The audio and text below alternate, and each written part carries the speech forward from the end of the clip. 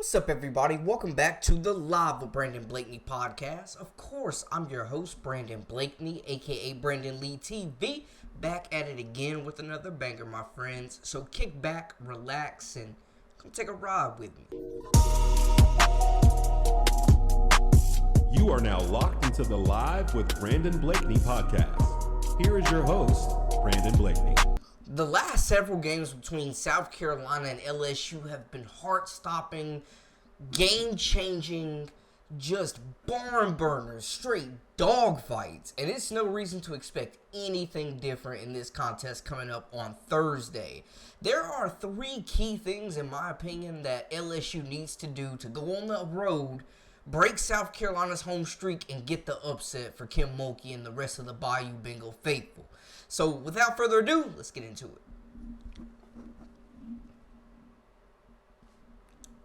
My first key for LSU is to win the mental battle. Control the pace of the game. Control the basketball. Do not get caused to force costly turnovers. Take care of the basketball is going to be major. Now, LSU has been more careful, more concerned with possessions, it seems like, more recently, taking care of the basketball. The passing has been more precise, not a whole lot of lackadaisical over dribbling. And that's what they need when they face up against South Carolina, because these guards are going to press the daylight out of them. And if they do not move the basketball, they will be seeing Malaysia Fulwiley, Raven Johnson, Breezy Hall, Tahina Pow, and others run into the other end for transition layups off pickpockets and jumped passing lanes. South Carolina does so well in transition, turning great elite defense into offense. Also, it's going to be a packed house. One thing that shell-shocked Oklahoma was the home court environment at Colonial Life Arena.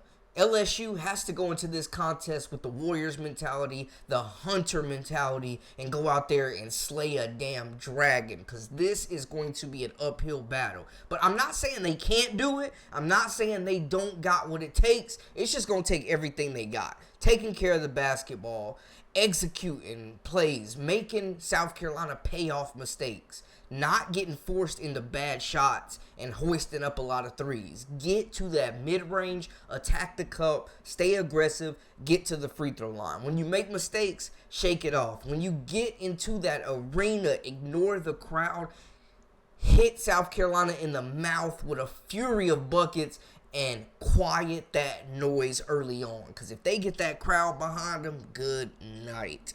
So that's one key. Take care of the basketball, silence the crowd, hit fast, hit hard, hit immediately, get out the game running. Hit the gate running. Hit the ground running.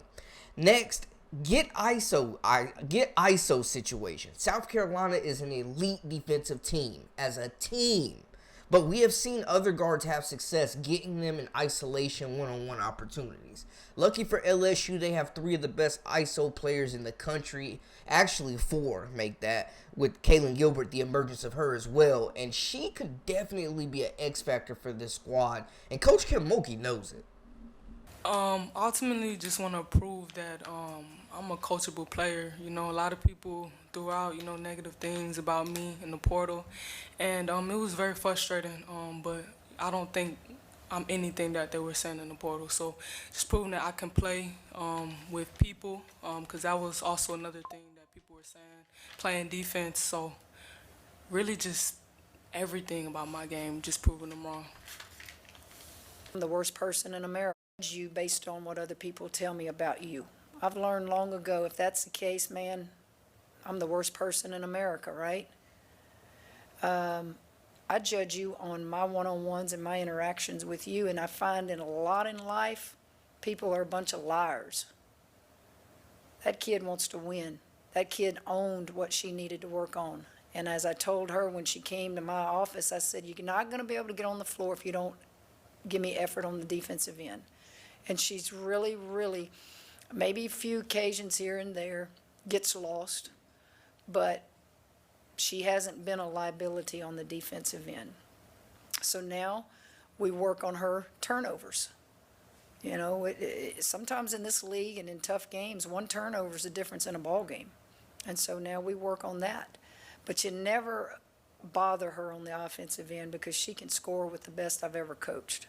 Of course, you also got the usual suspects. Michaela Williams has absolutely been on fire since SEC play started. When you talk about an elite shot maker off the dribble, in ISO, can get to the cup, draw fouls, and it's just a big-time shot maker. When LSU is needed an answer late, honestly, Michaela Williams has been the closer. Of course, you got Flau'jae Johnson, who, in my opinion, has been on another level since Simone Augustus stepped on campus. She looks like a pro for sure, one of the toughest covers in space, and one of the elite finishers in transition. They will need her to create space. In these ISO situations, get Flau'jae, get Michaela Williams, get them one-on-one, and let them work. Create space. And we'll get to that create space phrase a little bit more as well. Then Anissa Morrow. On the glass, she's going to need some help. And we'll talk about that a little later as well with the supporting cast. But she's going to need some help. Averaging like 14 rebounds a game, she is by far their best rebounder, their most effective rebounder. They got to rebound as a team. They got to create space for Anissa Morrow to go one-on-one in the post with Chloe Kitts, with Sanaya Fagan, with Joyce Edwards. Let her go one-on-one, but also manage her minutes. You do not want her getting foul trouble. You do not want her getting ran into the ground fatigue-wise, or this will be a problem. There's nobody else on this LSU team that does what Anissa Morrow does as a low-post scorer. She needs the jump shot to be falling, back to the back. She needs to play through contact and be extremely, extremely tough with the basketball. But she also has to pace herself. I mean, I know she plays over 30 minutes a game, so she's used to these minutes, and these starters will be pushed. That's part of the mental battle as well, fatigue. They will be pushed to their absolute limits by this South Carolina lineup that is 10, sometimes 12 deep if Don Staley sees fit to unleash that entire roster. They are going to try to wear Anissa Morrow down. Reagan Beers had success from the three-point line. She had success scoring the basketball. It did come in garbage time, but she still finished with 23. Lauren Betts, 8 when South Carolina played UCLA. They are going to need that type of game from Anissa Morrow, but in her own way. Getting down transition, beating other bigs from South Carolina, pushing the tempo, getting to the cup, staying aggressive, putting her shoulders in the chest, initiating contact, getting to the line, and she's going to have to, hit some jumpers as well. But she is going to need help on that glass. Yes, Lord. This is where I'm saying they have to rebound as a team. Flau'jae Johnson, great rebounder for her position. These guards, Gilbert, Williams, they're going to have to rebound.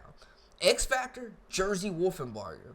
She is a player that we have seen flashes from, that LSU fans have grown to appreciate, a player that LSU fans and this coaching staff seem to think very highly of. 6'4", long, athletic build, really, really could be a mismatch problems with her ball handling ability, her being able to shoot the basketball a little bit, and just being able to be very, very mobile and agile getting up and down that court. She needs to get in there and play defense, though. It doesn't even have to be scoring. They got enough scoring. They need her to rebound. They need her to block shots. Her, Samaya Smith are going to have to step their games up. They are going to have to play big. It cannot be a 4-on-1 battling Anissa Morrow versus this dang entire South Carolina front court. Wolfenbarger is going to have to get some catch and finishes. She's going to have to be strong with the basketball. She's going to have to be aggressive and use her length defensively and on the boards. They need her to body up. Samaya Smith, will the real Samaya Smith please stand up? They absolutely need her to return back to her last year form before the injury, where she was a double-digit scorer for this team. They need her to be aggressive. They need her to bang down low. They need her to make things difficult for this front line. Because we know Joyce Edwards is coming in doing numbers. SEC Freshman of the Year Freshman of the Week once again this week. She's doing numbers. Sanaya Fagan, been on another level. Chloe Kitts, one of the most efficient bucket getters in the SEC. Doesn't need to touch the ball 20 times to hit you for 20 points. Just letting you know that. So that front court, the depth, the rotation, the fresh legs, the bodies, that's going to be a testament to this game. Depth over talent. Now, South Carolina has as much talent as anybody, so I'm not meaning it like that. But LSU relies heavily on 3 to 4 stars on this team. They have 4 players. They have 5 players that play over basically 25 minutes a game. They have 3 players that play dang near 30 minutes plus between Anissa Morrow, Michaela Williams, and Flawless Johnson. They're all playing almost 30-plus minutes. So that is going to be something to watch. Tired legs. Do those jump shots start falling late in the game? Are they just running off pure adrenaline? You know, Coach Kim Mulkey hasn't been concerned with their playing time. Nobody has complained on LSU side, so they're embracing the minutes. But getting pressed 94 feet for 4 quarters tends to wear you down a bit. That's where the ball handling of Cheyenne Day Wilson will also come in handy. These LSU guards will have to be strong with the basketball, just like the bigs. This is going to take a total team effort for LSU. But if they do these 3 things, they can control the tempo, the mental battle, silence this crowd. If they can score fast, run in transition, create space for these ISO situations, and get their players going, you get easy buckets like we've seen them do all year. If they can play their game, if they can make shots, if they can compete on the glass and get Anissa Morrow some help, if they can get some buckets from this supporting cast, all these games have been close. South Carolina has made game-winning plays at the end of all these games. Can LSU come up with a game-winning play? Can they play 4 quarters of basketball, foot on the throttle, foot on South Carolina's neck, no looking back? Can they go on the road and steal one? I'm expecting this game to be another instant classic. I'm not doing predictions in this one. These are just some keys to victory that I think LSU needs to really lock in on to get a win, man. So, y'all let me know in the comments. Y'all been showing so much love. I appreciate it. Thank you for that, man. Keep subscribing, commenting, like, share, all that good stuff. Definitely follow us on social media at Brandon Lee TV. Give me your predictions. Let me know how you feel about this game coming up. Might have to go live for y'all tomorrow, man. Y'all been showing out so much. But this has been the Live with Brandon Blakeney podcast. Until next time, we out.